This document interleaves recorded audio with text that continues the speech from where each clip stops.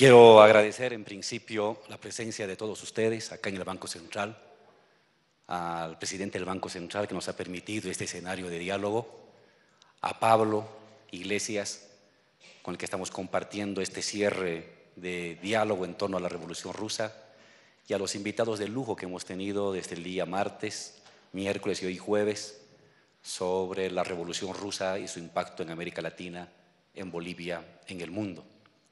Hemos acordado con Pablo de hacer como un diálogo. Él iniciaba colocando en mesa un conjunto de elementos, haciendo un conjunto de preguntas. Yo expongo brevemente los puntos de vista que considero relevantes y también pongo en debate con Pablo un conjunto de preguntas en un intento que después le correspondería otra vez a Pablo volver a exponer, reflexionar hasta el momento en que ustedes nos digan ya es hora de irnos, pero vamos a intentar sacarle el jugo a la presencia de Pablo, que es toda una gran personalidad política e intelectual que no siempre está con nosotros y vale la pena el debate con él. ¿Por qué hablar de la Revolución Rusa? Veo a gente mayor, la gente mayor tiene ya una lectura, una experiencia, quizás una trayectoria política vinculada, histórica, política, emotivamente a la Revolución Rusa, a sus autores, a sus líderes. Pero veo mayoritariamente jóvenes, menos de 25, de 30 años, que posiblemente no hayan atravesado la experiencia política de la militancia, ni sindical, ni de izquierda marxista de los años 50, 60 y 70 y 80. Y entonces pienso en ellos. ¿Por qué hablar a ellos sobre la Revolución Rusa? Sobre una revolución que sucedió hace 100 años atrás y cuyo rastro ya no existe hoy. Incluso en el país en que se dio ni siquiera se la está celebrando. ¿Y por qué aquí, en Bolivia, hoy en el Banco Central estamos reflexionando sobre esa revolución? Porque fue un acontecimiento político que despertó una esperanza en la humanidad. Fue el acontecimiento político más importante del siglo XX. Por encima de gobiernos, por encima de presidentes, por encima de guerras, por encima de descubrimientos científicos, por encima de tecnologías, un acontecimiento que marcó la historia del siglo XX. Y la marcó desde la perspectiva de los trabajadores, de la gente sencilla, de la gente de la calle, de los pobres, de los humildes.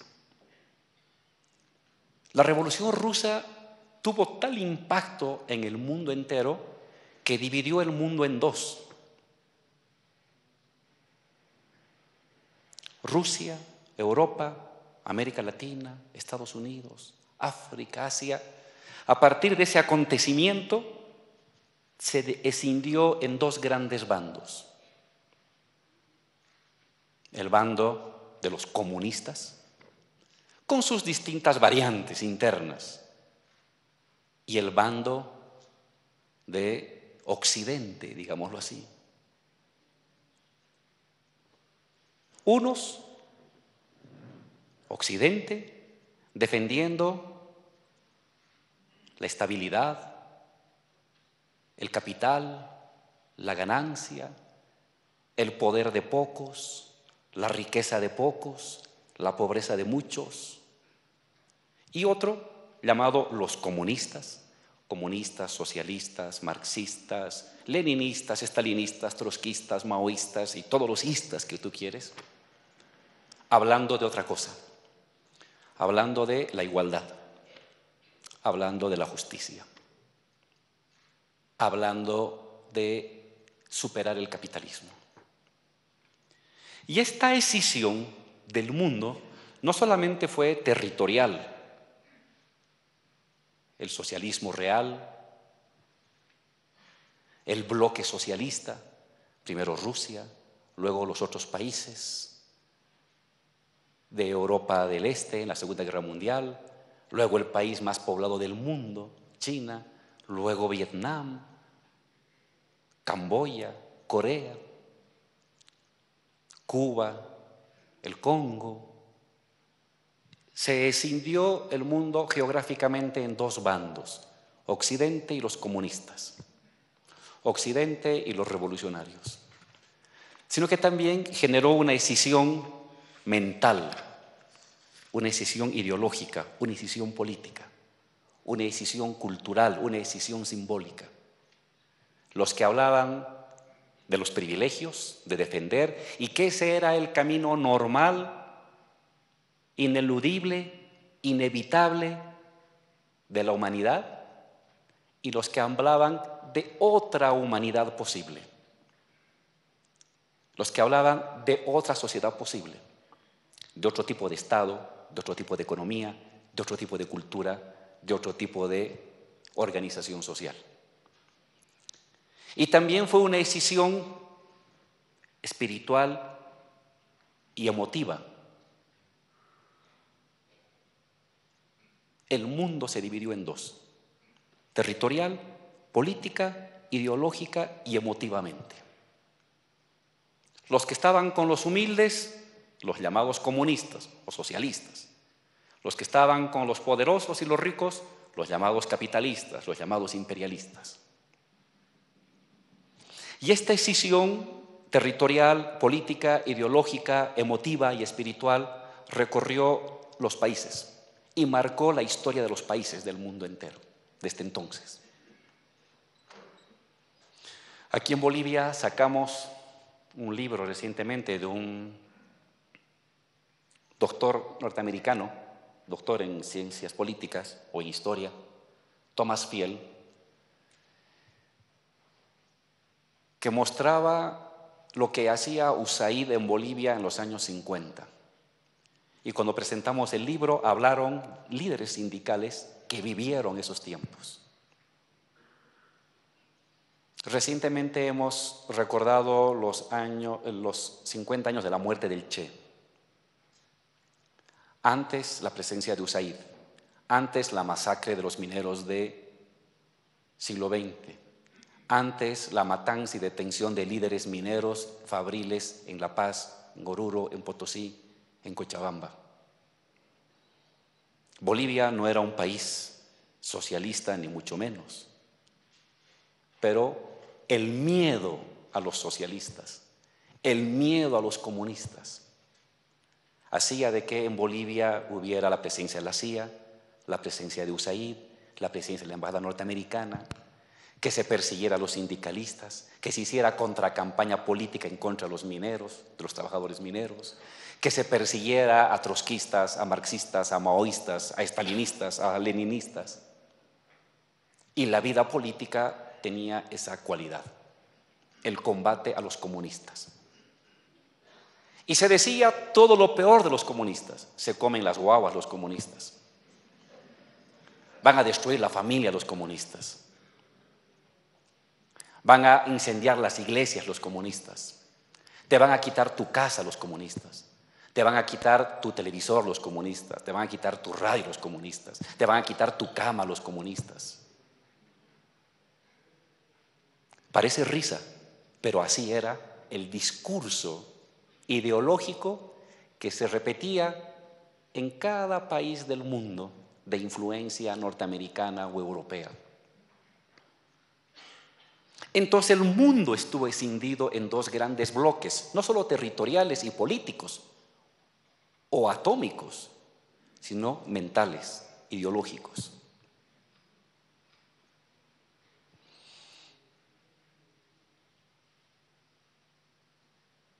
Esta decisión generó, a su vez, no solamente la demonización de los llamados comunistas, la persecución de los comunistas, sino que también generó el heroísmo de muchos comunistas, socialistas, que estaban bajo el influjo de la posibilidad de un otro mundo. Se llamaba socialismo, se llamaba comunismo.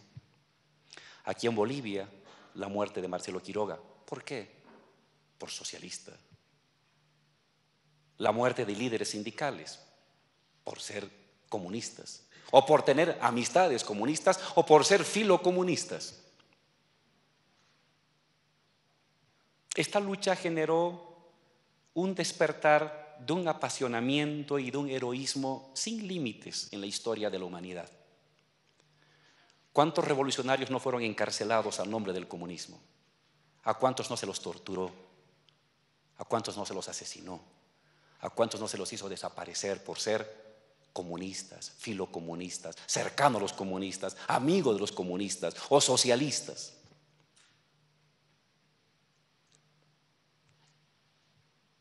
Las mejores experiencias de heroísmo colectivo del siglo XX están marcadas también por la lucha de hombres y de mujeres del pueblo o de clase media que soñaban con un otro mundo distinto al capitalismo.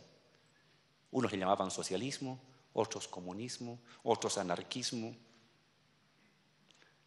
No importa cómo se llamaba, pero peleaban por algo distinto a lo que veían en sus países y en el mundo. Entonces, los crímenes más terribles y los heroísmos más hermosos y sublimes del siglo XX estuvieron marcados por esta lucha,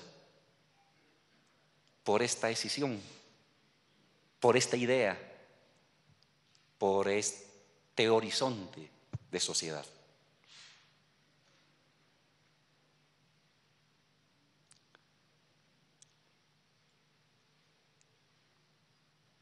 Recordar entonces la Revolución Rusa y sus efectos no es un tema de melancolía, no es un tema de preciosismo historiográfico, no es un tema de exorcización de nuestros demonios juveniles. Es un tema de actualidad. ¿Será posible que el siglo XXI nuevamente pueda estar marcado por una escisión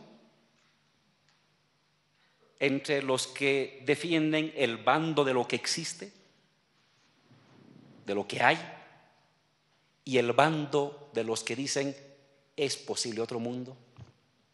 Esa escisión existió en el siglo XX. Luego vemos los resultados y por qué.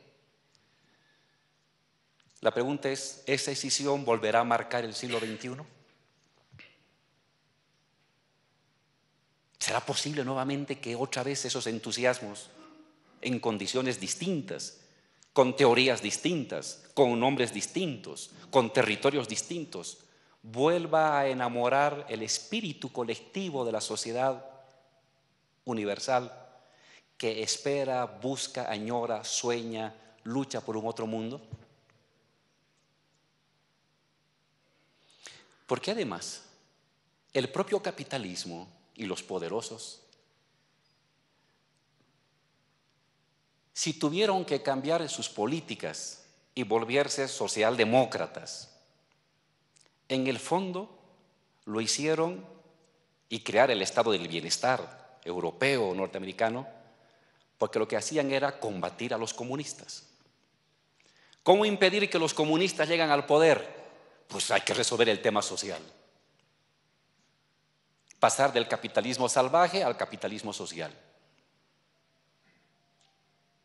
Aún en los lugares donde los socialistas y los marxistas y los comunistas nunca fueron poder, su sola presencia como el fantasma, como el cucu que amenaza a estar presente, ayudó y sirvió a que el capitalismo se volviera más social y menos salvaje, al menos en Europa y en Estados Unidos en los años 40, 50, 60 y 70. En cierta medida, el triunfo del neoliberalismo, tan salvaje y aterrador, justamente tiene que ver con que no tuvo su contraparte el capitalismo, porque lo derrotó. El capitalismo derrota al socialismo. derrota a los comunistas. Los derrota. Se cae el campo socialista. La gente deja de leer El Capital. Los leninistas venden en los libros viejos sus libros de obras escogidas y de obras completas. El que tiene algo de Gramsci o tiene algo de Althusser lo esconde bajo la cama para no tener mala imagen ante sus nuevos amigos, que ahora prefieren colocar a Hayek o a Bobbio en su biblioteca. Los derrotaron. Pero hasta los años 80 el mundo estaba escindido. Si alguna característica tuvo el siglo XX fue esta decisión, que movió al mundo, movió a la gente. En los países que lograron triunfar, transformó la sociedad, convirtieron a un país de campesinos pobres, sometidos a una autocracia de siglos, la convirtieron en la potencia más importante del siglo XX, que permitió la derrota del fascismo, donde seguramente nosotros, los cabecitas negras, no teníamos espacio y no hubiéramos tenido lugar donde vivir. Permitió también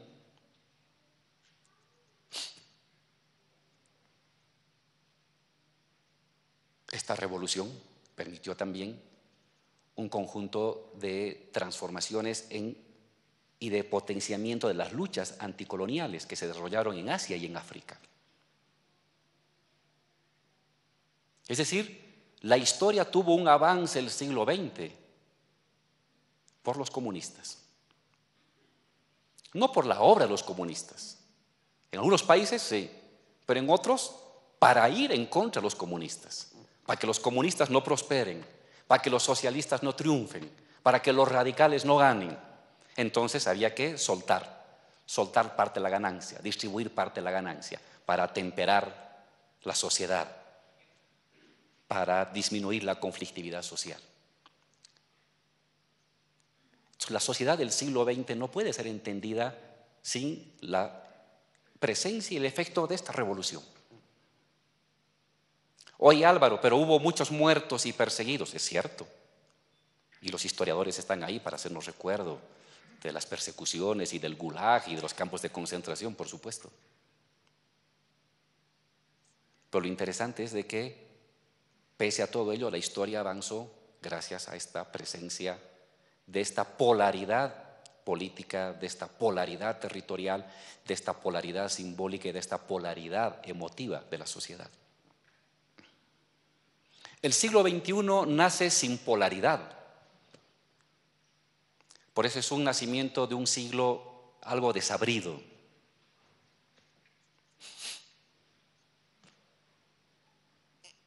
Es un siglo todavía algo indecoroso.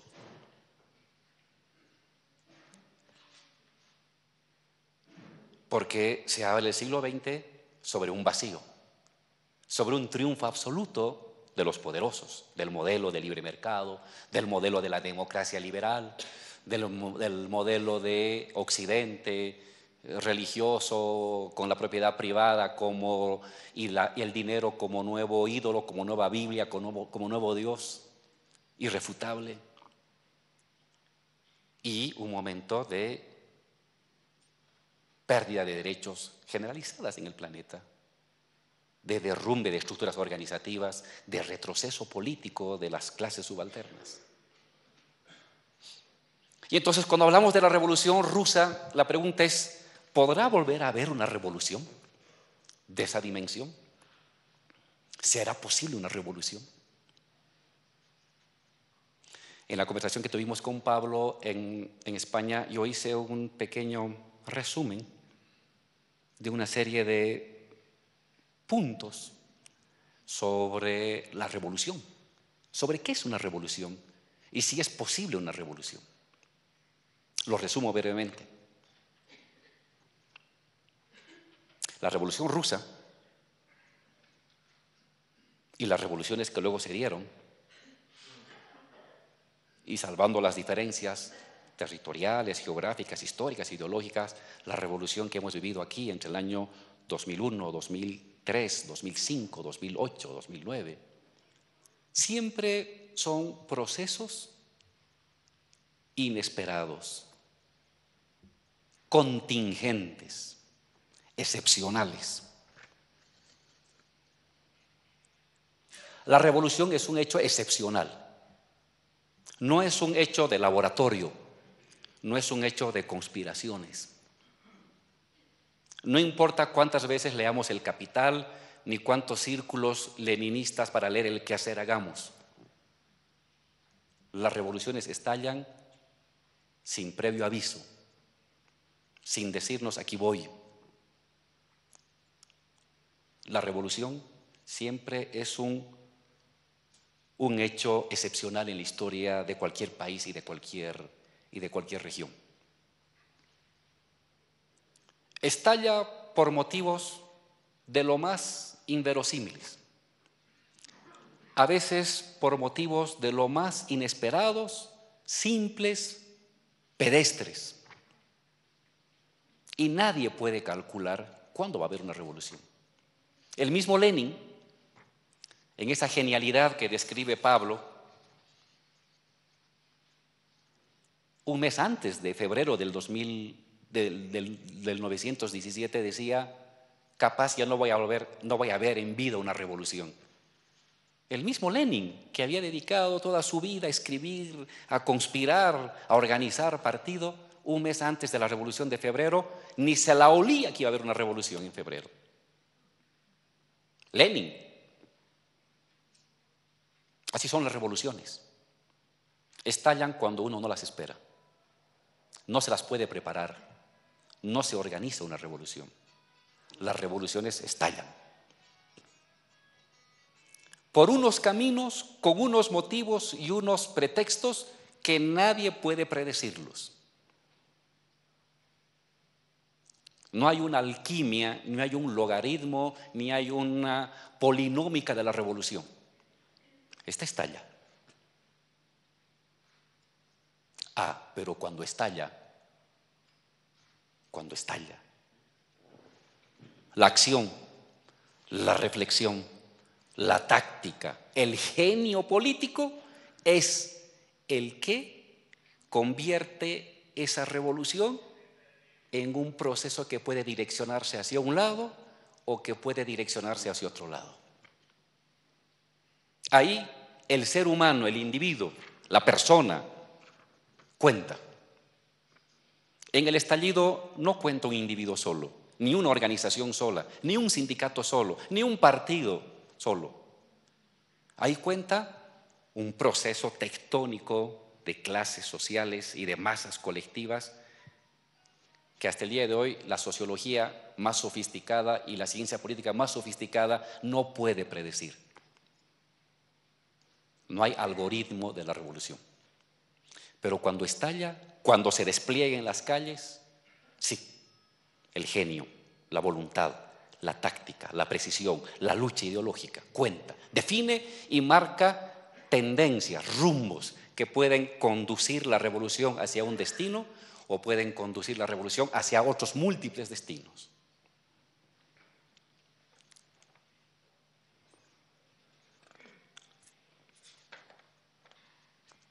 La revolución no es un acto, no es tomamos el Palacio de Invierno en la noche del 7 de octubre del 17. Hace 2 días hemos conmemorado los 100 años, el día martes. En la noche los bolcheviques se toman el Palacio de Invierno. La revolución había estallado antes. La revolución ya venía en marcha desde el mes de febrero del 17. A marzo, abril, a mayo, a junio, a julio, a agosto, a septiembre, a octubre. La revolución ya estaba 8 meses en marcha. A noviembre en el calendario gregoriano, distinto al calendario juliano que se usaba para entonces, pero que en nuestro calendario gregoriano de 365 días con 5 horas y no sé cuántos minutos, cae el día 7 de octubre. 7 de noviembre, perdón. La revolución ya estaba en marcha. Es más, había muchas revoluciones en marcha. Estaban los obreros, Estaban los soldados, estaban los campesinos, estaban las clases medias, estaban las mujeres emancipándose, múltiples revoluciones en marcha. Una revolución en verdad es un conglomerado de revoluciones. La revolución no es un acto de la toma del palacio. Ese es apenas un elemento complementario de un proceso gigantesco cuya característica fundamental es la gente que antes no tenía opción a participar en las decisiones colectivas, hoy la asume de hecho, sin pedirle permiso a nadie, asume de hecho su participación en las decisiones colectivas. Una revolución es un proceso de democratización absoluta. Y entiendo la democratización no solamente como ir a colocar un papel en una urna. Entiendo democratización como la capacidad de la gente de deliberar, de debatir, de definir, de participar en las cosas que le afectan. El salario, el trabajo, la luz, el agua, el transporte, la relación padre-hijo, la relación esposo-esposa, la relación patrón-obrero, la relación campesino-terrateniente, la relación de todas las relaciones que te afectan. Cuando la gente se involucra directamente en la deliberación y definición de esa vida que antes la definía el Estado y que ahora se disuelve en la participación de la gente, estás ante una revolución. Estás ante una revolución. Es el 2003. Cuando frente a la voluntad de Sánchez de Lozada de decir vamos a vender gas a Chile y por Chile y para Chile, la gente del Alto y de Guarizata y de Cochabamba y de Siglo XX y de Huanuni y de San Julián dicen no señor, el gas no lo vas a vender, yo voy a definir qué se hace con el gas. La gente se vuelve especialista del gas. La gente se vuelve especialista de la Asamblea Constituyente. La gente se vuelve especialista del indianismo y el catarismo. La gente se vuelve especialista de todo. Y asume directamente, sin mediación, el debate y la decisión de su vida. Esa es una revolución. Es decir, democracia. Democracia diaria, democracia continua. ¿Sobre qué temas? Sobre todos los temas. Esa es una revolución.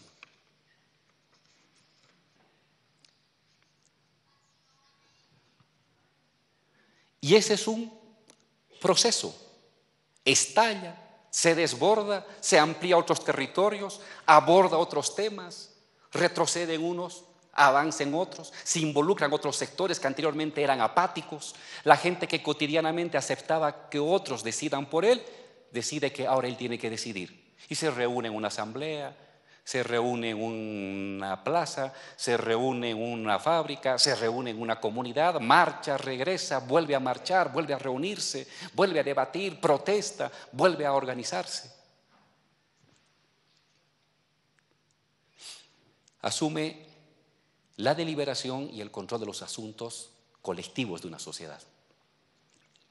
Y eso es un proceso, no es un acto. Una revolución entonces es un proceso que involucra muchas revoluciones. Hay unas fascinantes descripciones de la Revolución Rusa en los textos de algunos autores que vale la pena leer, de cómo las mujeres se ponen pantalones de varones y botas para protestar y romper la vieja jerarquía y subordinación a la familia, cómo los niños rompen la relación de subordinación en la escuela, cómo los militares, los soldados rompen la relación de jerarquía en las Fuerzas Armadas, cómo los obreros rompen la relación de mando en las fábricas. En fin, todo se vuelve un lugar de deliberación. Múltiples revoluciones en marcha.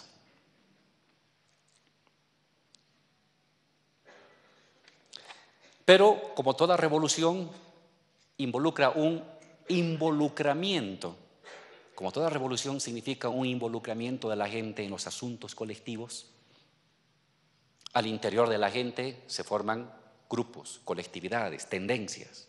Los poderosos intentando aplacar esta democracia absoluta. Los de las clases medias gambeteando y culipandeando para que haya cambios, pero no tan radicales. Y los humildes, los que nada tienen que perder, intentando reivindicar lo que no han podido hacer ni han podido tener a lo largo de su vida, de ellos y de sus padres y de sus abuelos. Es decir, ser ahora todopoderosos. Participar, decidir sobre lo que antes decidían especialistas, ahora decidiendo los no especialistas, es decir, el 80, el 90% de la gente. Y entonces se dan luchas de clases. Las mismas clases sociales se van redefiniendo. Las clases sociales que estudia la sociología por ingreso, por oficio, se licúan, se fusionan.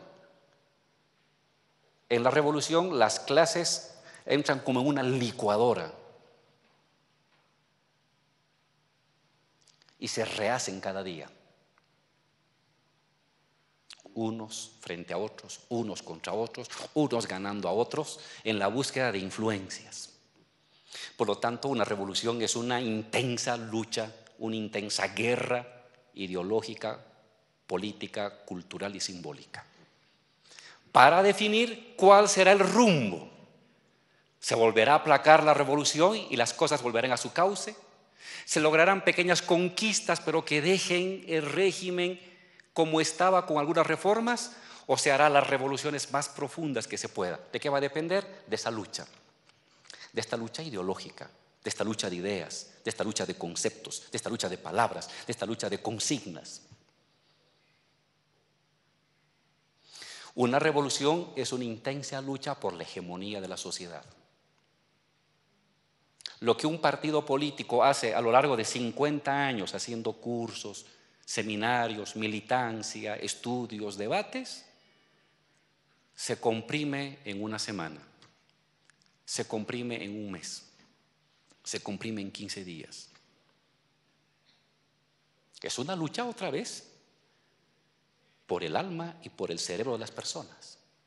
Es una lucha por los preceptos morales dominantes, por los preceptos lógicos dominantes, por los preceptos instrumentales que tienen las gentes para saber por dónde va a conducirse la revolución.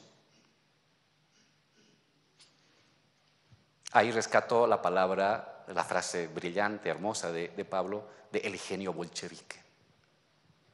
El genio bolchevique es eso. Es una voluntad de poder, usando el concepto nietzscheano, digámoslo así, pero es más que una voluntad de poder.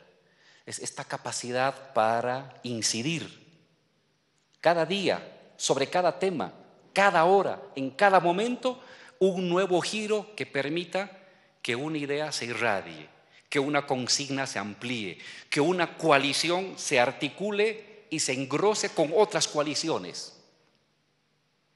Los bolcheviques partieron siendo minoría en el Soviet, eran el 5% de los delegados del Soviet.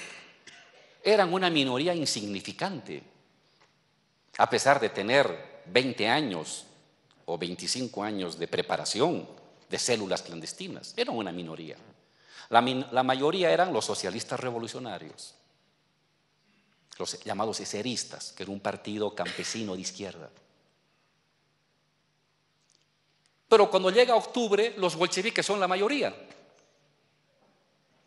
En octubre los bolcheviques se vuelven mayoría en los soviets, en el soviet de Petrogrado, en el soviet de Moscú, en los soviets de las ciudades intermedias y comienzan a tener influencia en los soviets rurales. Se vuelven mayoría en los soviets de obreros, de soldados que vienen del frente. ¿Cómo se convierten de minoría a mayoría? Ese es el genio bolchevique, recuperando la palabra de Pablo. ¿Cómo se convierte una minoría en mayoría? Porque los bolcheviques toman el poder cuando son mayoría, cuando tienen ya el control de todos los soviets, cuando sus consignas las debaten los soldados en el frente, cuando sus propuestas, 3 ideas tres palabras concretas y precisas son las que la maneja el ama de casa, la maneja el estudiante, la maneja el obrero, la maneja el transportista, la maneja el mesero de un restaurante. Cuando logran eso, son mayoría. No son mayoría electoral, son mayoría política. El arte de convertir una línea política en línea hegemónica. El arte de conquistar el alma, el corazón y los preceptos morales, instrumentales y lógicos de las personas es el arte del bolchevique.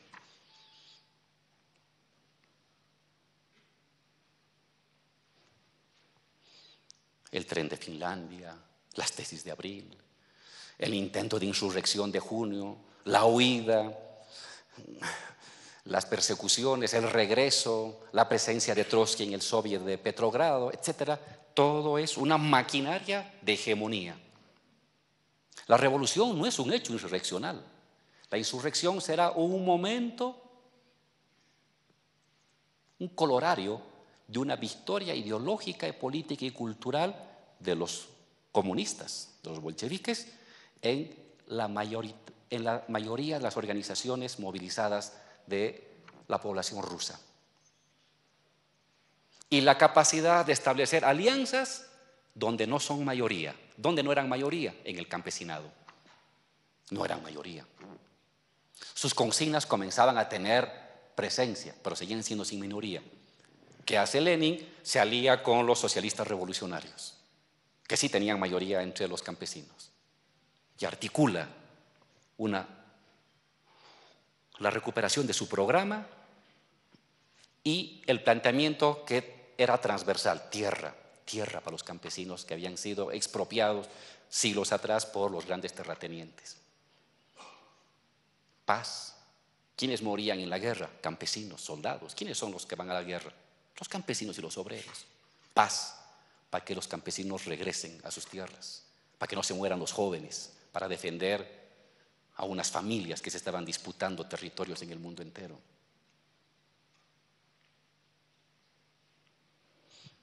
Esta genialidad política de en medio de un caos creador que es una revolución, de múltiples revoluciones en marcha, establecer un conjunto de lineamientos, de propuestas y de formas organizativas que van articulando mayoría política. Mayoría política.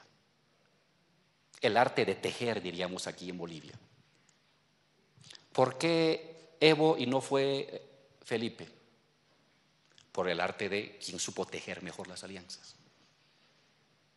¿Quién sabe tejer mejor las alianzas? No es un tema de radicalismo solo, es radicalismo, precisión, habilidad organizativa y entender el espíritu de la época, el alma de la época. Es un espíritu que va cambiando, porque el estado de ánimo cambia de una semana a otra, cambia de un día a otro. Y un bolchevique tiene que saberse mover en esos vericuetos del estado de ánimo colectivo para saber tejer la alianza y la mayoría cultural ideológica. Y por último, la toma del Palacio de Invierno es simplemente un colorario, es simplemente el cherry de la torta, la frutilla de la torta, contingente. Es más, Lenin pensaba que se podía hacer la revolución sin necesidad del uso de la violencia. Pero siempre tenía su plan B. Por si me falla esto, pues tengo mi plan B. Y el plan B funcionó al final.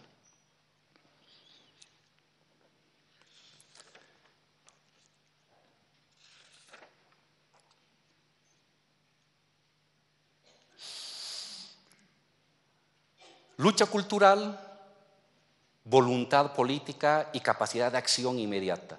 Lucha cultural, capacidad de acción. Hegemonía, fuerza.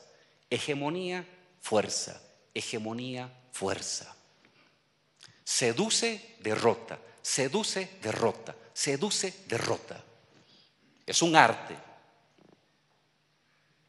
No hay una regla para eso. Pero la revolución bolchevique es un excelente laboratorio para ver cómo se combina la capacidad de seducir, de convencer, de articular, con la capacidad de derrotar. Hay que derrotar al adversario, por supuesto. Pero primero hay que convencer a la mayoría. Y una vez derrotado al adversario, tienes que volver a convencer nuevamente a la mayoría. Yo resumía eso, Gramsci, Lenin, Gramsci, Lenin.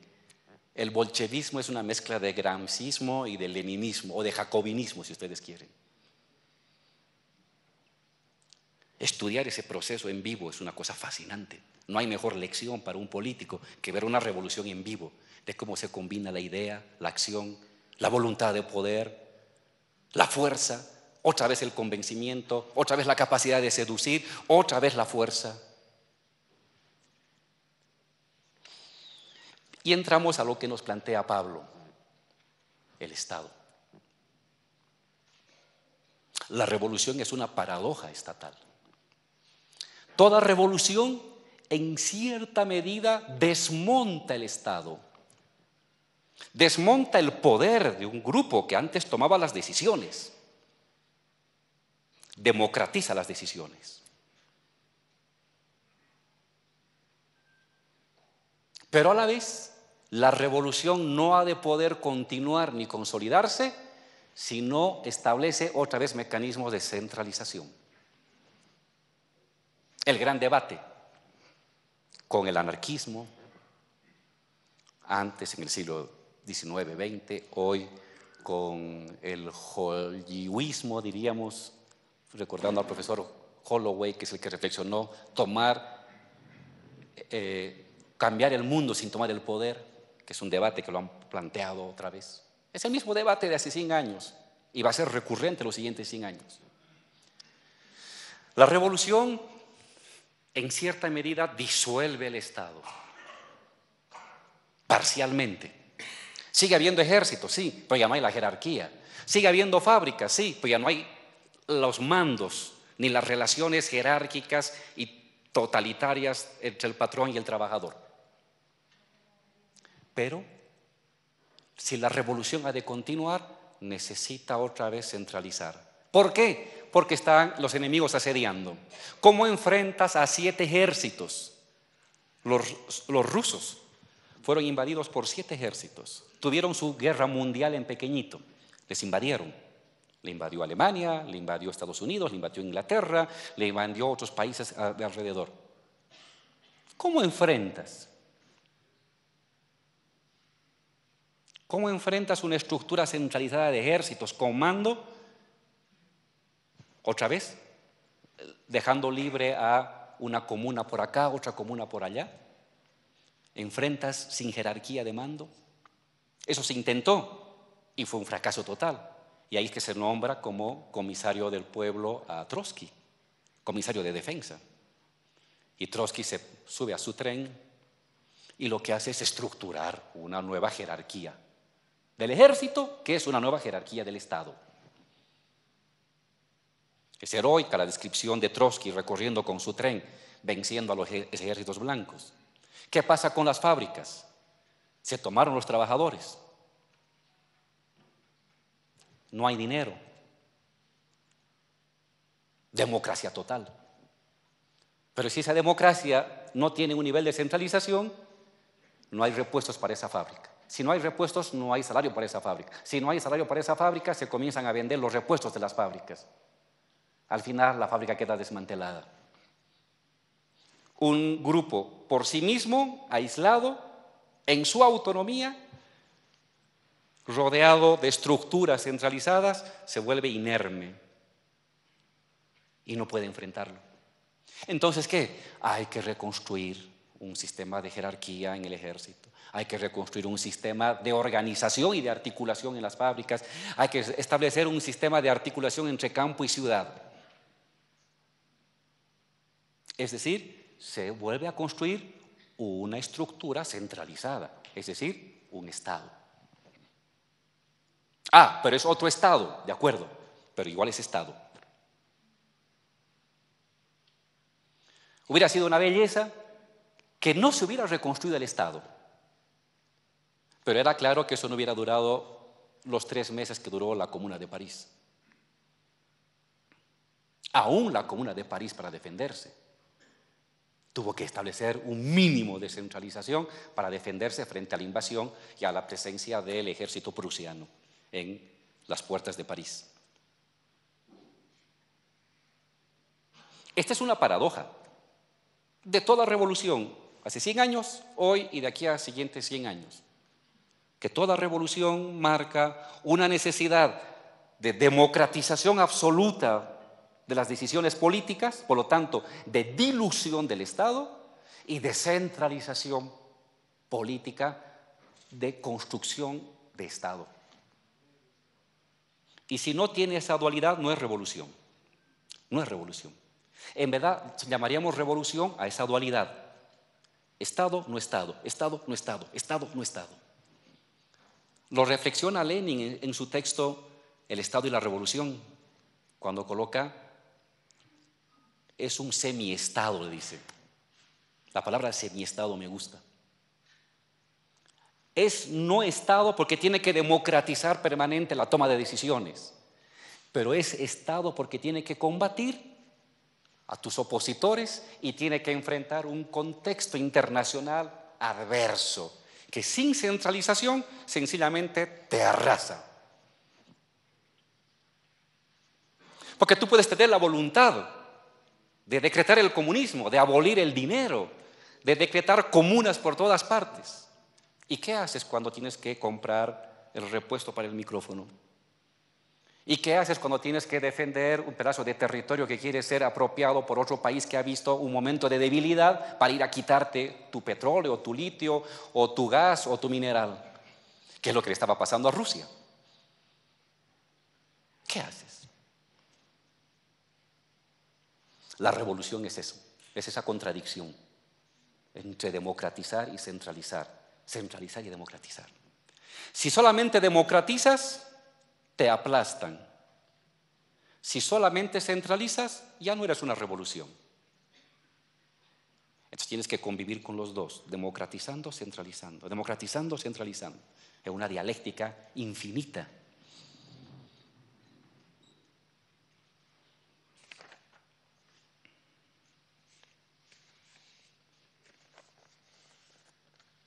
Pablo plantea esta paradoja.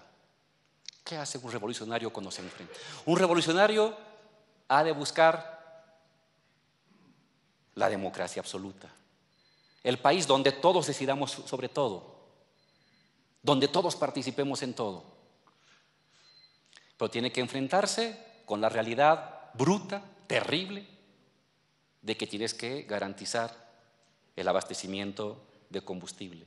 Tienes que garantizar la educación. Tienes que garantizar que los salarios funcionen. Tienes que garantizar que el sistema de transporte se mantenga. Tienes que garantizar que tus fronteras se mantengan estables. Y entonces tienes que entrar a las técnicas de Estado. Las técnicas de Estado. Si te dejas absorber por las técnicas de Estado, construiste un Estado, pero ya no eres revolucionario. Pero si solamente te dedicas a democratizar, serás un testimonio lindo en la historia, pero arrasado por tus opositores que sí saben usar la centralización, que sí saben usar el poder y que sí tienen apoyos internacionales para barrerte del mapa y de la historia. Entonces un revolucionario vive esa paradoja, la realidad práctica de la necesidad de centralizar cosas y la obligatoriedad moral y política de esforzarte por descentralizar lo que puedas cuando se pueda, porque si no el espíritu de la revolución se muere. ¿Hasta cuándo? Pablo ha recuperado esa hermosa frase de Gramsci, para mí equivocada pero hermosa para su contexto, de la revolución contra el capital.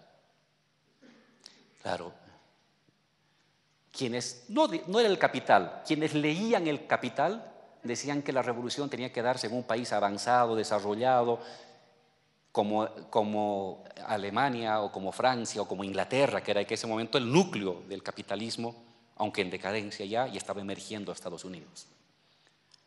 Y la revolución se da en Rusia, en el extremo, en el borde de Europa, donde no se la esperaba, donde la clase obrera era minoritaria, donde la cultura política democrática era mínima por el autoritarismo del zarismo.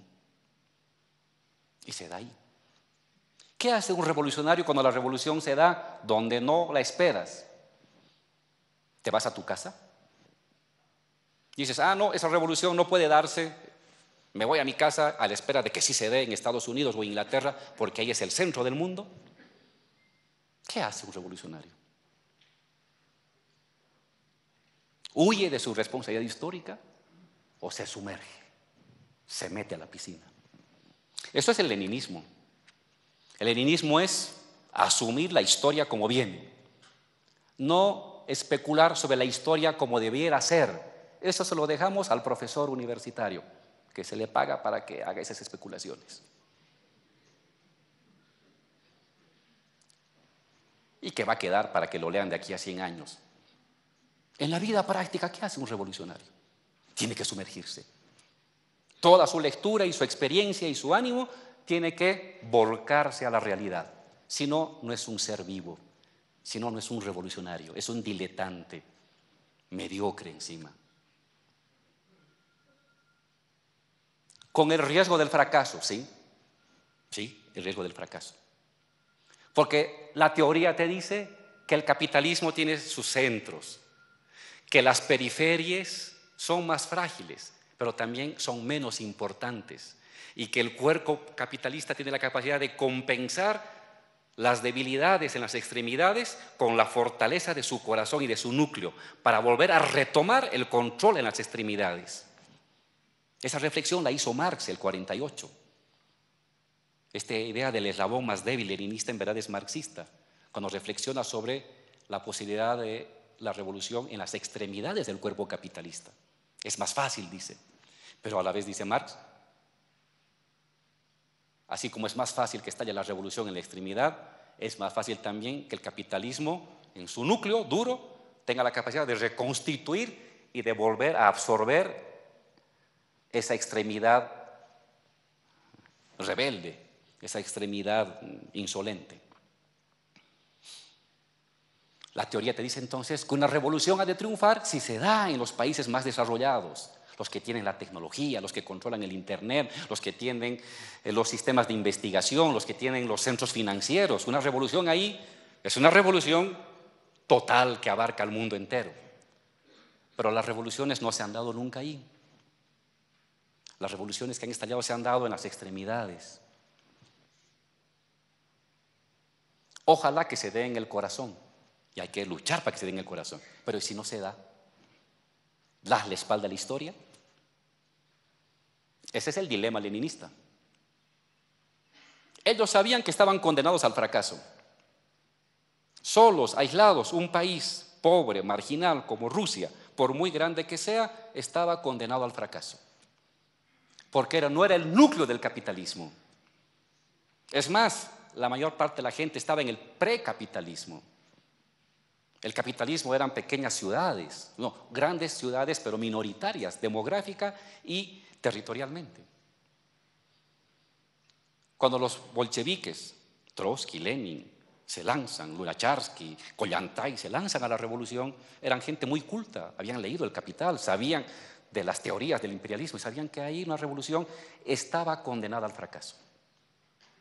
Y se lanzan, se meten. En la perspectiva de una apuesta histórica, de que estallando ahí la revolución en 1 año, en 6 meses, en 2, en 3, en 4, en 5, en 6, en 10, la revolución puede expandirse a otras partes del continente. Y es con esa esperanza que un revolucionario de un país atrasado, marginal, se lanza, participa y se involucra en una revolución que estalla. Yo le califiqué eso, una revolución es una búsqueda de tiempo.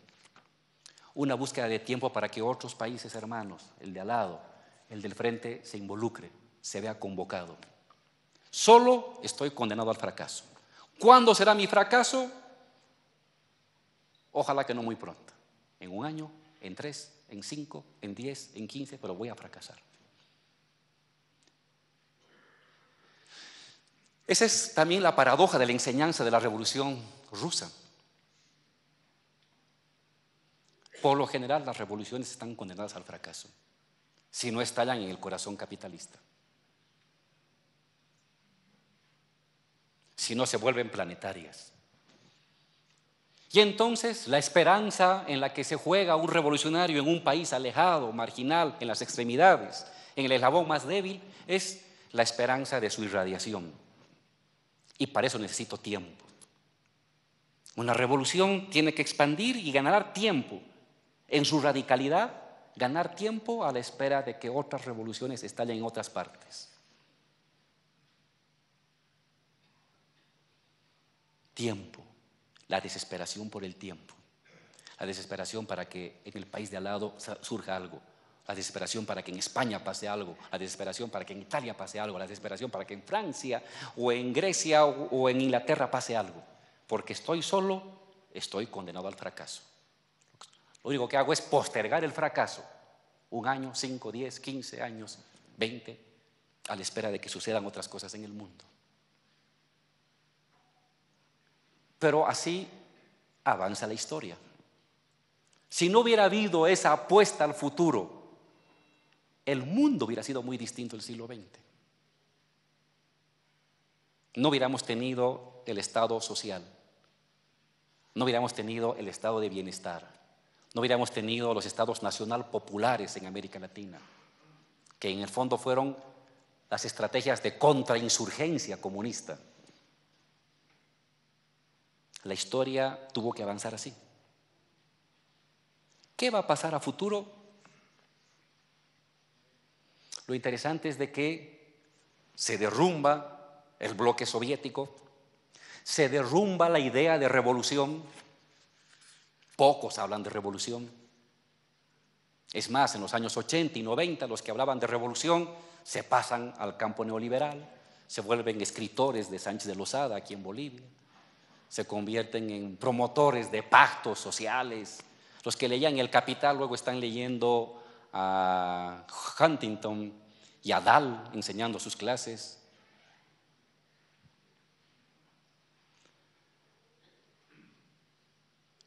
Pero la utopía liberal también se ha derrumbado. Eso es lo hermoso de esta época. La utopía liberal, el fin de la historia de Fukuyama, Estado de Derecho, democracia liberal, globalización, como el destino último de la humanidad, se ha derrumbado. Se sale Inglaterra de la Unión Europea, aparece un partido político revolucionario de izquierda en España, aparece un líder en Inglaterra que habla de nacionalizar, Corbyn. Por el lado de la derecha aparece Trump, que en vez de hablar de globalización va a colocar un muro contra los latinoamericanos, que en vez de universalización del capital está hablando de proteger y primero América Latina y que el mundo se muera. La utopía neoliberal del fin de la historia también se derrumbó, solo que no la hemos celebrado como se debería celebrar. Todavía algunos autores siguen hablando de la globalización y la globalización. Se cayó el muro de Berlín y se cayó una ilusión de siglo, ¿cierto? Pero también se cayó la globalización como ilusión triunfante. Y entonces ahora el mundo no tiene destino. ¿Cuál es el destino del mundo? ¿El proteccionismo de Trump? ¿La globalización de Xi Jinping, comunista? ¿Cuál es el destino del mundo? Los comunistas son ahora los globalizadores, los capitalistas son ahora los proteccionistas. Se han invertido los papeles. El mundo está de cabeza. Es un momento de incertidumbre estratégica.